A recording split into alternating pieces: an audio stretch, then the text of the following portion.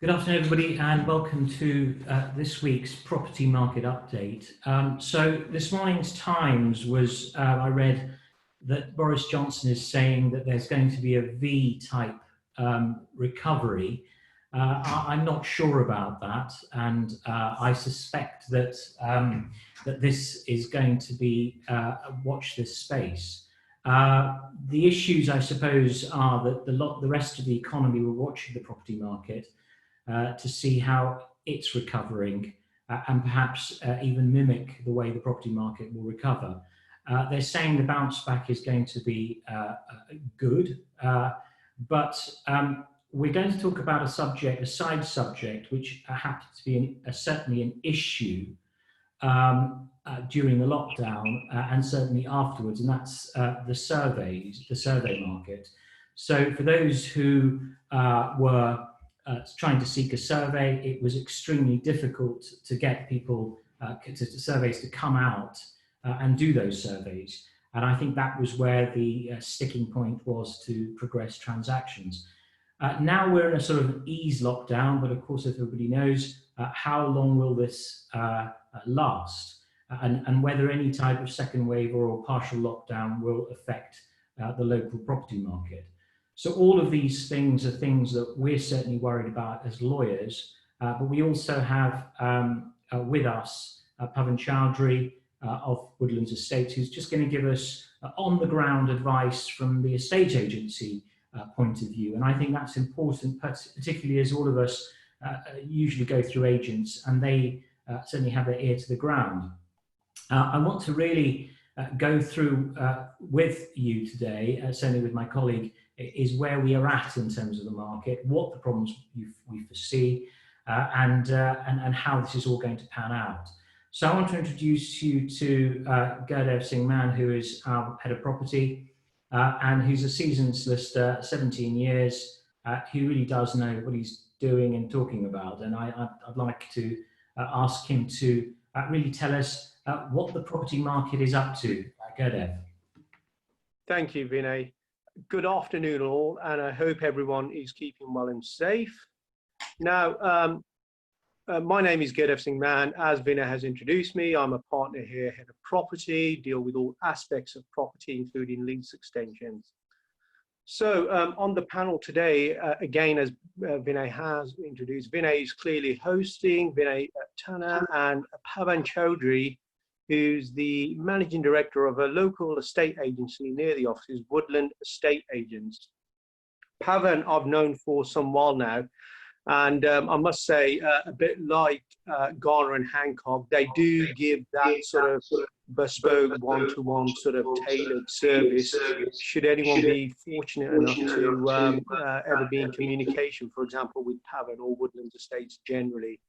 Now, the subject of today's seminar, again, as Vinay has introduced, is property market update and surveys.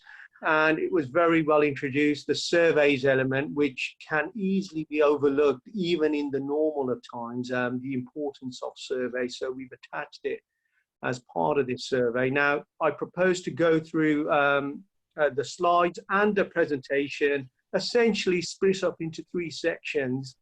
As you can see, the first will be a general update on residential conveyancing, followed with surveys and the importance of. And finally, we'll end up by just having a summary of really looking ahead to the future. Is it business as usual or the new norm, etc. So before we get started with topic 1, a general overview, of course, it goes without saying, and I believe we're all experts by now, that it doesn't matter what we do, social distancing, practicing protective measures is here for some time. Nobody really knows for how long, but it's a safe guess to say at least throughout this year, if not the starting part of next year. So the key still applies. It's very important for the future, whether you're using legal services, etc., that the government restrictions on movement and travel always remains your responsibility, and you must ensure compliance, of course, not only for your safety, but for the safety of the whole, as well as saving lives and NHS, etc. So coming on to the first element of the presentation, which is one update on residential conveyancing generally. This I will further subdivide by looking at a general overview and then specifically lenders and then specifically land registry in the context of recent updates. Now, looking at a general overview, as most of you will have gathered for some time now, for a number of weeks, effectively the heading I've used, I think, is a very good heading. Conveyancing is moving again, which it is. You know, I mean, everyone has their view at what pace it's moving, but it's most definitely moving as of the 13th of May. That said, on the 12th of May, as everyone knows, COVID lockdown restrictions were relaxed and the government gave the green light for the process of moving house as from the 13th of May. And no doubt many of the viewers are possibly already in the process of moving and or considering, etc., or knows somebody who is in the process. So what can you do now, basically, as of the 13th of May that you couldn't do for a period, especially in April, but now you can do? Well, you can go to visit estate agents, as a lot of you may have gathered. That includes, if you're buying a new build, visiting marketing suites, looking at show houses, homes, and you can do viewings in person as well, including for rentals, those of you who are looking to buy. And also surveys and valuations are now finally taking off. It was, like Vinay introduced at the start, one of the, should we say, casualties of COVID-19 generally in the property market was the inability to do surveys. And surveys is so intricate for all sorts of reasons, more so for lending purposes. And of course, the practicality and logistics of removal companies, you can arrange them now. However, there's a massive caution here, and the caution is in red at the bottom slide. Obviously, if there's a second spike, we all know this, the lockdown restrictions will resume again. Hopefully, fingers crossed, if all is doing what they're supposed to be doing. If there is a second spike, hopefully it will be locally sort of concentrated as opposed to nationally, fingers crossed. Now, obviously, as again, everyone knows more or less through social media, that most sectors of the economies, pubs, restaurants, etc., even cinemas towards the end of July, I believe. Anyway, from the start of July, a lot of the economy is going to be opening up, although there's still a lot of restrictions with certain things like theatres, for example. Which will probably be one of the last sectors to open, including gyms. I don't know how soon they will open.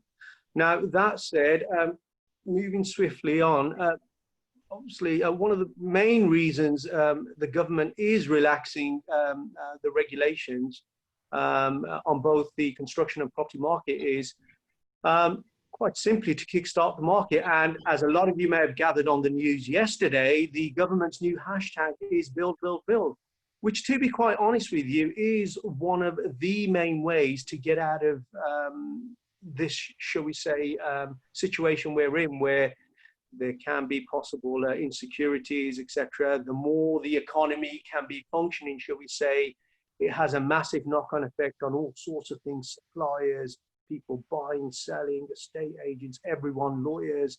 And it creates jobs. So that's the new sort of word to watch, or the line to watch: build, build, build. Of course, kickstarting the economy is very important for all of us, especially as this furlough scheme is now coming to an end.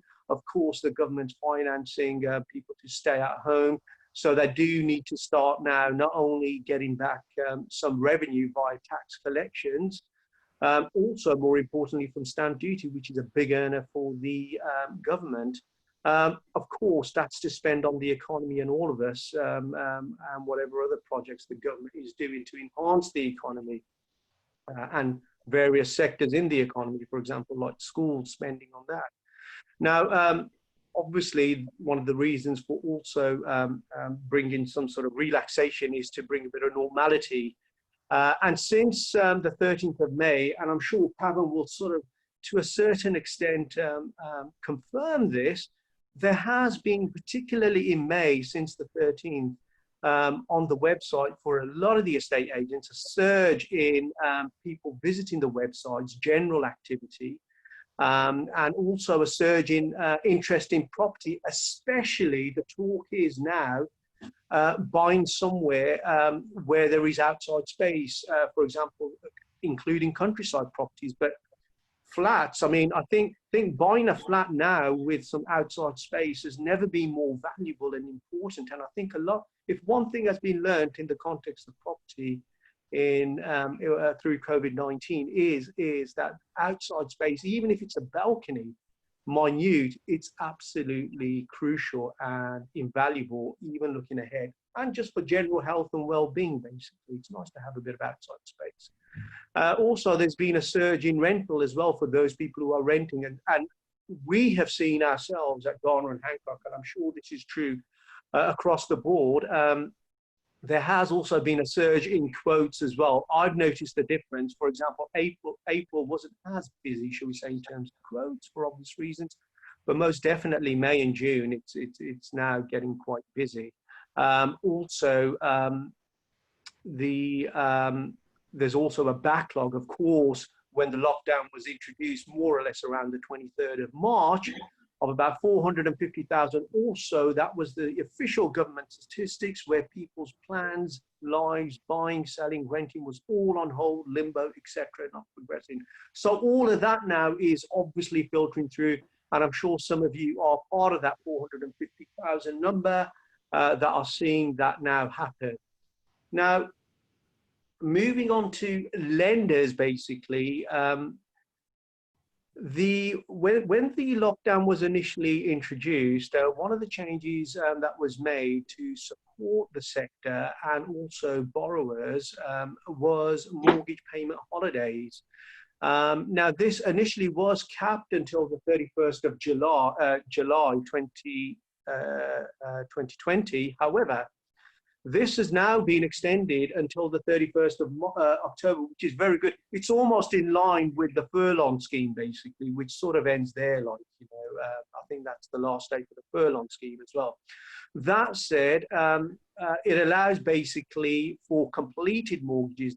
Remember, it's completed mortgages, both residential and buy-to-let mortgages, the ability to concur with their lender, to contact their lender with a view to getting some sort of either deferral of payment or deferral of interest payment or whatever arrangement in order to assist this difficult period where it may be difficult for whatever reason to make mortgage payments. Of course, this will not affect one's credit history if one approaches the lender for such support.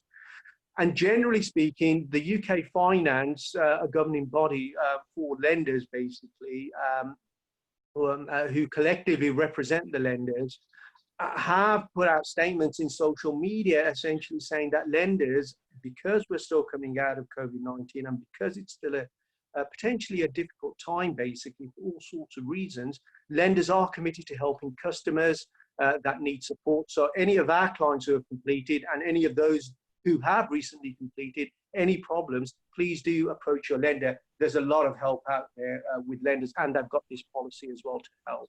Lenders also continue to have this moratorium on involuntary repossession for residential and buy-to-let customers. Essentially, it'll be an absolute last resort before a lender would normally, in normal circumstances, go for repossession because of the consequences that has in itself, but more so now. So that's very good for borrowers, reassurance for the market that even if you are or have just completed, you have the assurance that should anything happen to your personal circumstances, there's a bit of respite there. There's a bit of time to organise and negotiate. Now, the latest figures from the UK Finance show that 1.86 million mortgage payment holidays as of June were issued. That's quite a lot of people with a lot of mortgages, which essentially is 1/6 of the total mortgage that's taken out, basically. Now, mortgages, when COVID-19 initially happened, these were now for the category where people hadn't actually completed, were extended. Lenders were prepared to extend mortgages for 3 months for home movers. The idea was so that chains don't collapse. People are in a breach of contract scenario and completion could be delayed, etc.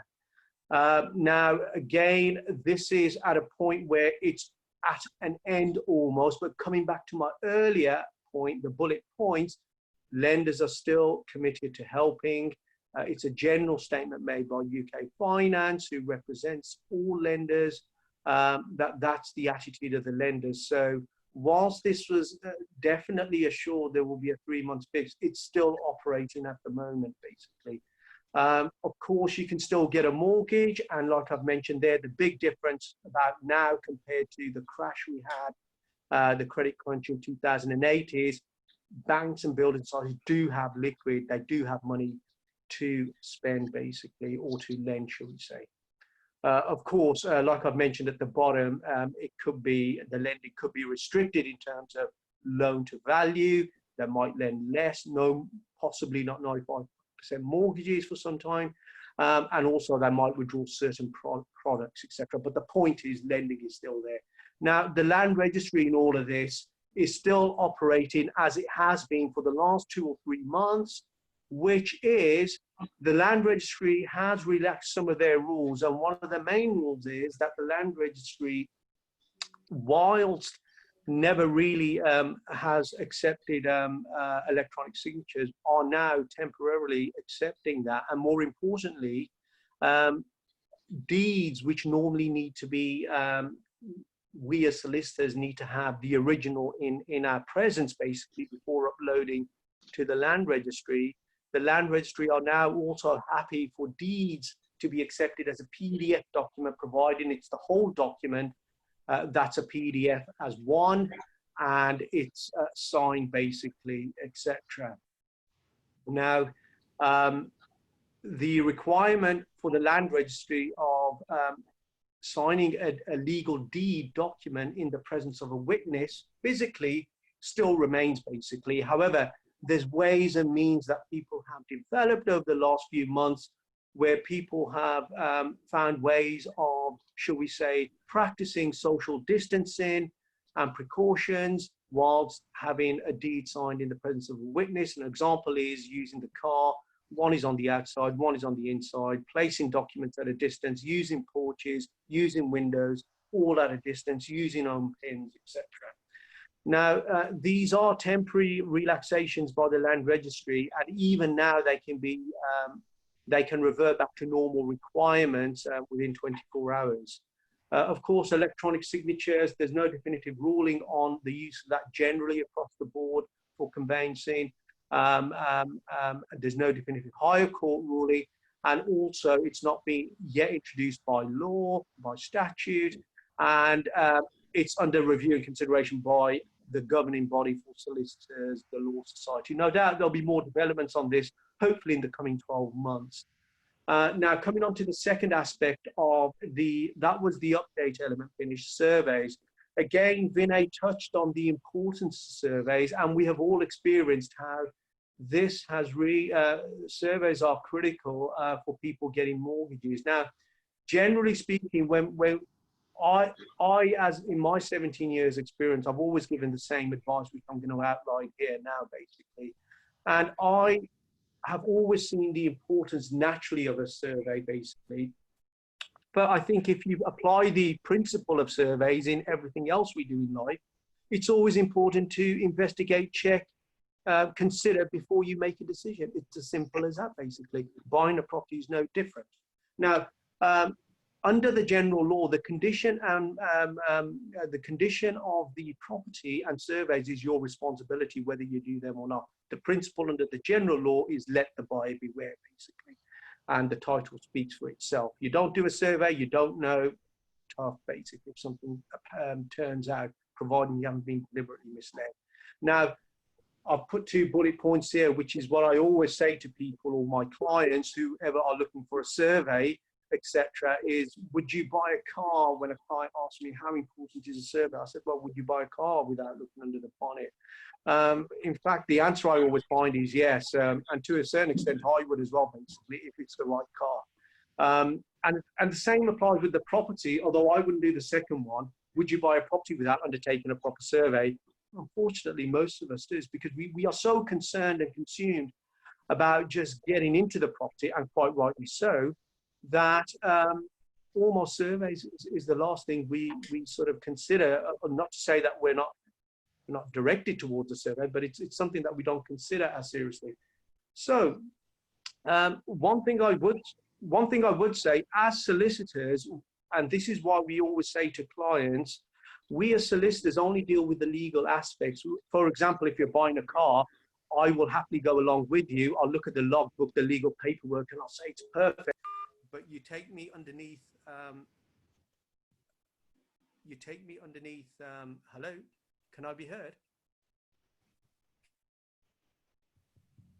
Sorry, we've just slightly had a bit of a technical issue, ladies and gentlemen, as I try to regain back control. Just bear with us 2 seconds whilst we get Gurdev back on. We're just getting... Sorry, we're back on again. Sorry. On my part. Sorry, I'm that's just okay. going to log back in. Bear with me. We're back on again. Yeah, I'm just going to look in that. Bear with me. Sorry, ladies and gentlemen, as we just try to get back on. Gurdev, you're back on now? I'm just trying to get back on. Bear with me.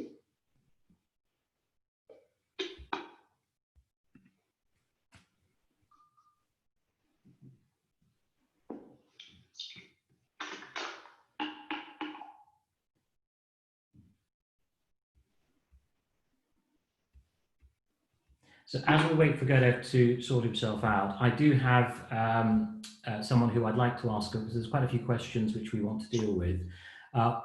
Whilst we're just waiting for the speaker to regain control, I'd like to welcome Pavan onto the panel. There's a few questions for Pavan which I'd like to ask him to answer. Can you hear me now, Vinay? Yes, I can hear you. Just bear with me a second. We're just going to ask Pavan just a few questions. Sorry about that, everyone. That's okay. So do you want to carry on, Gurdev? Yeah, sure. Let me just carry on. Okay. We'll go through this. Okay, very quickly, like I was saying, having a survey is your responsibility. Just swiftly moving on. The thing with the survey is we don't deal with it. We only deal with the legal elements, basically. Anything to do with the fabric and condition, you must sense, feel, do your own surveys, appoint your own experts, and have this checked out. Because whilst we will generally happily discuss anything that you point out concerning the non-legal elements of the property, like the condition, we're not experts, and it's no substitute for getting professional advice from a surveyor. Now, the advantages of surveys, you can see there. The biggest advantage is insight. You simply buy a property with open eyes, basically, so to speak, without being rude. It can also reveal hidden defects that sometimes even the best of us can pass by. It allows you to budget for any remedial works, including price renegotiations, and that in itself might, make buying the property more appealing or less, depending on what it is. More importantly, you're making an informed choice, like with anything in life, basically. The disadvantage, of course, is there's a cost, and I think this is why a lot of people get put off. It can range anything from 400 to 1,000 plus, depending, of course, on the size of the property and the plots, etc. Now, like I said, it's your responsibility to do your own due diligence, inspection surveys, reports, etc. And it's your responsibility to instruct any expert electrical gas technician, builder, surveyor, to check the fabric and condition of the property, basically. That would all be, of course, covered under the survey that you would undertake or commission. Of course, there will be, in any survey, further remedial steps, actions that will be advised by your surveyor or experts. Not always, but sometimes, not always. Now, the seller, and this is very important to know, the seller is not, and one of my favorite words I love using is delusion, basically, and this is where it really applies. you need to remember whenever you're buying a property, you can't blame the seller. The seller is giving you a product. He's not responsible for the condition of it, wear and tear and all sorts, basically. So unless the seller has deliberately lied and misrepresented any fact to you, basically, that's the other reason why you must have a survey and check it. Obviously, you don't have to, it's your decision, but that's the importance of it. Of course, if you ever discovered that the seller has misled you, you can, of course, take separate litigation action, but that will be under an action of misrepresentation, basically. Of course, that will be separate litigation matter, and it will involve separate costs, etc. Now, as well as checking the fabric and condition and workings of appliances, etc., surveys are also important to ascertain there is nothing revealed that would more importantly conflict with the purpose and reason why you're buying a property, basically. For example, you could be looking to extend a property, and you could be looking to extend a property. And you find out that it's a grade 2 1 listed building, and you're limited to what sort of, shall we say, adaptations to the property that you can make, basically, especially if you're disabled. So it's your responsibility, like I mentioned, to do a survey. Whether you do or not, it's entirely your decision. There's 3 types of survey: basic valuation, which is always required for lending purposes; home buyer survey, which is what I call medium, most people opt for; and a full structural survey. It's more advanced, and then there again, you need to decide whether you need a full structural, because with most flats, a full structural is not necessary. That said, how do you find a surveyor? Well, you can Google, unless you go by recommendations from estate agents, for example, of course, or from friends and family. You can always Google, and you can get 3 quotes, have a chat, see what sort of service they offer, what they're charging. Of course, there's the Royal Institution of Chartered Surveyors, and they're the professional governing body. They've got a UK contact number. Of course, you can Google them. Their offices are open from 9 to 5. You can actually put the postcode if you website, and you can search local registered surveyors in your area. And of course, there's a number as well where you can call. Now, finally, coming on to the last segment of the presentation, which is business. Is it business as normal, or, as I've put in brackets, new normal, which I think is where it's all heading at the moment? The short answer is yes, it is business as normal in most respects, more so from the 13th of May, basically. Of course, like I mentioned earlier, social distancing, practicing protective measures must and will stay with us for some months yet, basically. And of course, complying with government restrictions and regulations, etc., health and safety. Now, so the future, business as new normal, as I'm calling it, well, yes, absolutely, because it doesn't matter COVID-19 or no COVID-19. Look, at the end of the day, a bit like the government's policy, we have to build, build, build. We have to move forward. We have to progress. We have to move.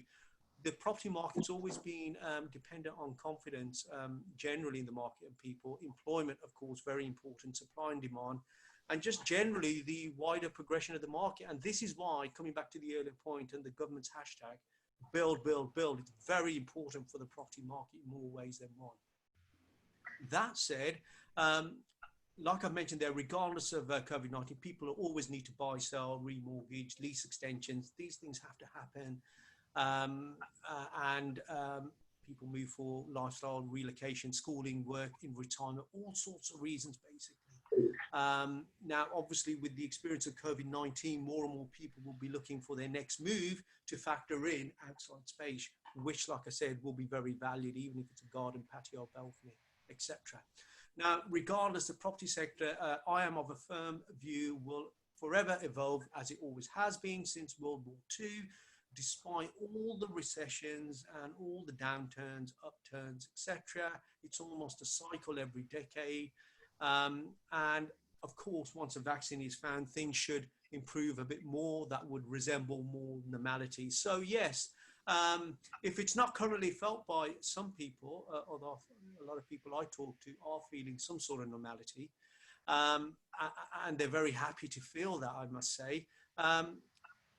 Most will eventually start feeling it, and it will become business as normal, or business as the new normal, as I would say, or most likely it'll be a combination of both, basically, especially for the short term.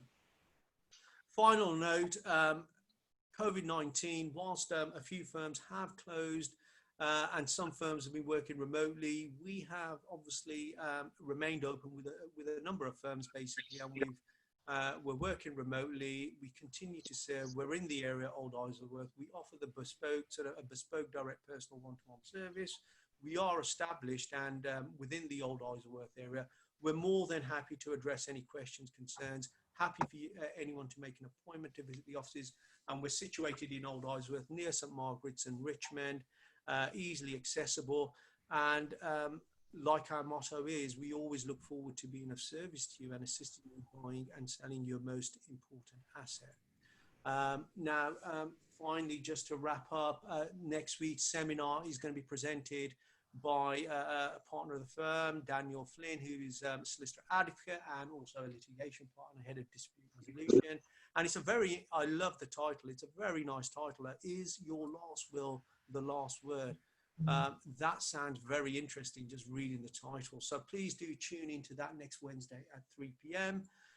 Finally, it's over to Vinay. Anything to add? And Pavan, of course, and obviously any questions, the floor is open. Thank you so much for everyone who's attended. This video will be, of course, available for a recorded hearing, and I wish everyone well. Keep safe. Thank you. Thank you very much. Thank you, Gurdev. Okay, so we have so many questions, but we're going to try and tackle as many as we can.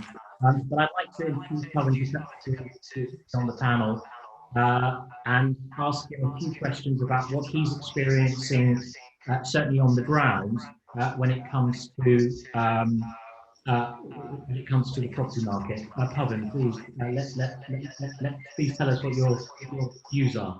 Can you hear me first of all, Vinay? Yep, we can hear you. I do have a microphone if it's easier, by the way. If you're just a bit louder, actually, Pavan, sorry, we just about to hear you. Let me just check on the microphone. It'll be easier.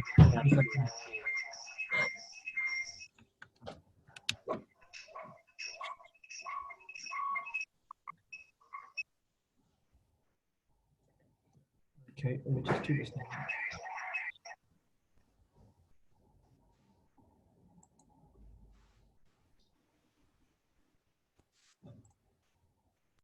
Okay, can you hear me now?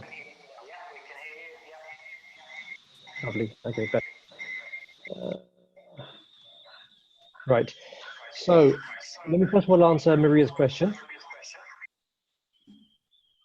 which is about having 2 full kitchens in a property.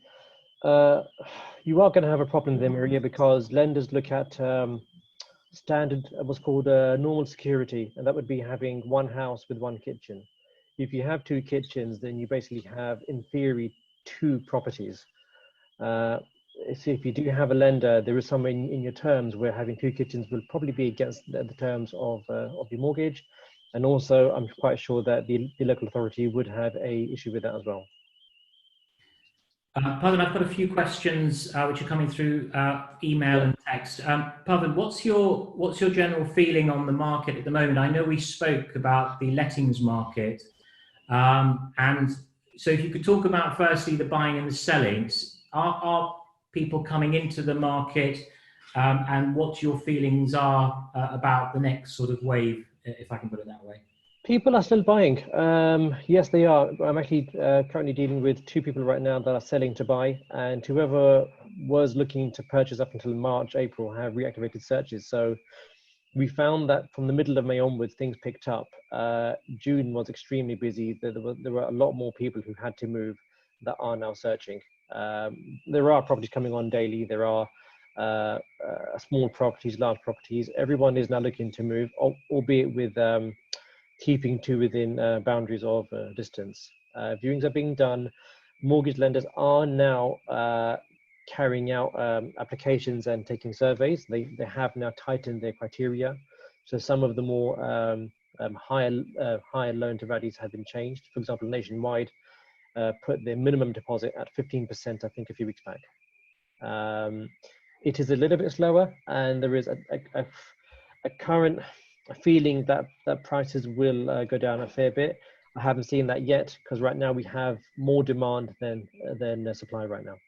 Mhm. Okay. And in terms of the lettings, because I know that the lettings have really mushroomed. What's happening with that market? So lettings, we were letting even during lockdown. I was home based and we were carrying out viewings via tenants, and then clerks were coming out to check in. The lettings market has really picked up. We've had pretty much properties going without even coming to market at the moment. We're finding standard 1 bed, 2 bed apartments, 3 bed houses, 4 bed houses are going quite quickly. Where people are sharing spaces, it is proving a bit of a challenge. But yes, lettings wise, things have been very, very, very busy actually. We've just let a 2 bed in Isleworth today actually before coming to market.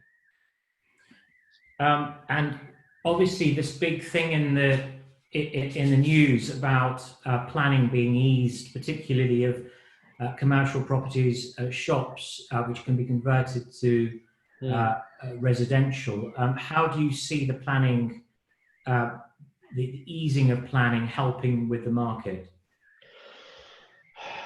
I think it'll help with regards to people who are building larger units, but for those who want to extend their houses, the rules haven't really changed too much. You still have the typical need to apply for planning. You can carry out a 6 meter extension to a semi-detached or terrace property subject to permissions, and 8 meters if your property is detached. But this is more kind of kickstarting the house building market on a large scale. I don't think this is going to impact the residential market too much. People are still going to carry out their own standard ground floor extensions or loft conversions or double story sites. If you want to turn an office building into apartments, then yes, this will help there. And of course, things a bit more exotic, the HMOs. I mean, I know this whole market of HMOs is an odd one because, of course, landlords are constrained by regulation, but of course, there's this incredible need for housing. So, how are they going to square the circle? What's happening with the HMO market? Is it growing? Is it something that landlords are, particularly people purchasing, are interested in converting? How have you experienced the HMO market? The HMO market is what used to be called bedsits. So before the regulations changed, somebody would buy a house, turn it into 4 or 5 rooms. Some would put showers in the rooms or little kitchens, and they'd be rented out. Over the last, I think, 5-10 years, there's been a shift to having regulation. Fire safety has become really big, gas safety, electric safety, and also a need to have the property subject to standard planning rules as well. HMOs are big business. Those who do it properly, they do very well. We look after more than 60 rooms, I think 70 now. But there are some landlords who, there's quite a large set of guidelines. The council's guidelines for HMOs, the fire brigade's guidelines, and health and safety. If you prepare a HMO within these guidelines and also make sure that the rooms are the right legal size. So a single room must be 6.5 square meters minimum, and a double room must be 8.5 square meters. If you keep to the guidelines and you prepare your HMO to the high standard, they normally fill quite quickly. Short term, we are currently experiencing a bit of uncertainty with the main market being the airport and also the city. People are now based from home. But I do think as soon as we do exit lockdown and the economy restarts, we will see demand come back. But no, HMOs are currently very good business. So this question I have with regard to, again, this whole freehold versus leasehold. What's in your experience are people's preference for buy-to-lets? And of course, you know as well as I do the big mushroom of growth in flats all over the place. How's that panning out for buy-to-lets? I think it depends on how people view returns. So some people buy buy-to-lets just to get better returns than whatever's in the bank. In that case, they will buy whatever they can, make sure that the rent covers the outgoings, and go from there. There are some people who want to get a specific return from the property, or some people who just prefer freehold. There's no hard and fast rule. Let's say, for example, we have on the market a 2-bed just actually near the Elizabeth station for 335. It's rented out for £15,600 per year to a tenant with 2 kids working in IT. So that would give a rough return of about 4.5% roughly. Flats are good business. If you have a short-term goal to say pick up something and then sell within 5 or 10 years, you will make money back. There are some people who will only buy freehold so that they can extend and make them bigger. The answer is down to how much cash you have and what your end goal is. Are you buying a house that you want to live in at some point and you want to put it on rent, or is this purely buy to let? There's a question about, I don't know if you can help us with this one. It's obviously the old classic interest only or repayment, particularly for buy-to-let landlords. What's the experience that you have with professional landlords? Are they paying off the capital? So professional landlords, this is down to risk. So I ask all my landlords what their views are on risk and wealth. Some are very comfortable having interest only all the way through, although some lenders aren't happy to do that as much anymore. We always say pay back some or part of the loan. In theory, you buy a flat for, again, 350 and you put down 25%, you still have to pay back that same 75% if it's interest only. We always say go on a product which can pay back some of the loan at least, so that you're not just pushed in theory at some point, because we're not getting younger. So whatever we buy in 20 years time, we would expect to have had a fair bit of that paid back. Unless you're very seasoned and you're very, very used to it and you have a structure where your properties are, say, within a company, then yes, there isn't a case to keep it interest only. Okay, final question. There's a question relating to opportunism, because obviously we are in a most strangest market ever. It's not technically a downturn because it's not a market-led downturn in the usual way that we think about it. Tell us, in your view, because this is really a sort of more forecasting. How do people look at this market? Is it opportunism or is it really risky? And how are your professional landlords looking at it? Some landlords are going to sell up and just take the cash and put it towards other means. We have had changes in regulation. So today actually the change to the electrical safety regulations come in, where any new tenancies have to have 5-year safeties.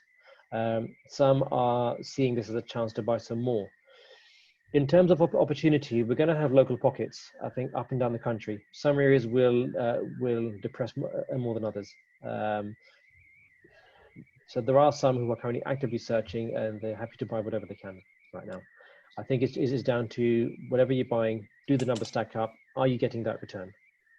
Okay. Thank you, everybody. And I know it's pretty, to have front pages about property is pretty unique, and to talk about it today. Thank you, Gurdev, for joining us, Pavan for joining us.